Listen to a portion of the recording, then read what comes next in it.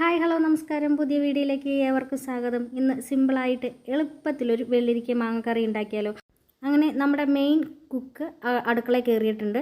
വെള്ളരിക്കയ്ക്ക് ഇതെന്താ പൊട്ടു ഇട്ട് കൊടുത്തേക്കണെന്ന് വിചാരിക്കരുത്. ആ ഭാഗത്ത് ഇച്ചിരി കേടുണ്ട്. ആ ഭാഗം നമ്മൾ ചെത്തി മാറ്റി ഇതാ വെള്ളരിക്ക നല്ല പോലെ ഇങ്ങനെ ചെറിയ ചതുര കഷ്ണങ്ങളായിട്ട് അരിഞ്ഞ് നന്നായി കഴുകി വാരി നമ്മുടെ കുക്കറിലേക്ക്, നമ്മുടെ മെയിൻ ആയിട്ടുള്ള നമ്മുടെ കുക്കറിലേക്ക് അതങ്ങോട്ട് ഇട്ട് കൊടുക്കുക.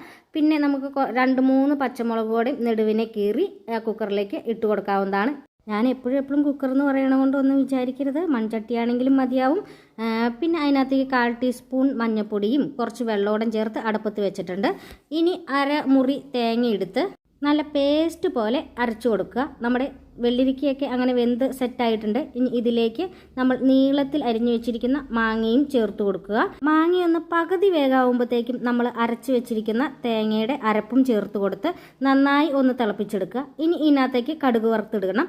അതിനുവേണ്ടി ഒരു ചീഞ്ചാട്ടി അടുപ്പത്ത് വെച്ച് കുറച്ച് കടുകിട്ട് അങ്ങ് പൊട്ടിച്ച് പിന്നെ കുറച്ച് ചുവന്നുള്ളി, കറിവേപ്പില, വറ്റൽമുളക് എന്നിവ നമുക്ക് താളിക്കാനായിട്ട് ചേർത്ത് കൊടുക്കുക. പിന്നെ കറിക്ക് ഒരു കളറിനായിട്ട് അല്പം കൂടി മഞ്ഞൾപ്പൊടിയും കുറച്ച് മുളക് പൊടിയോടെയും ചേർത്ത് കൊടുക്കുന്നുണ്ട്.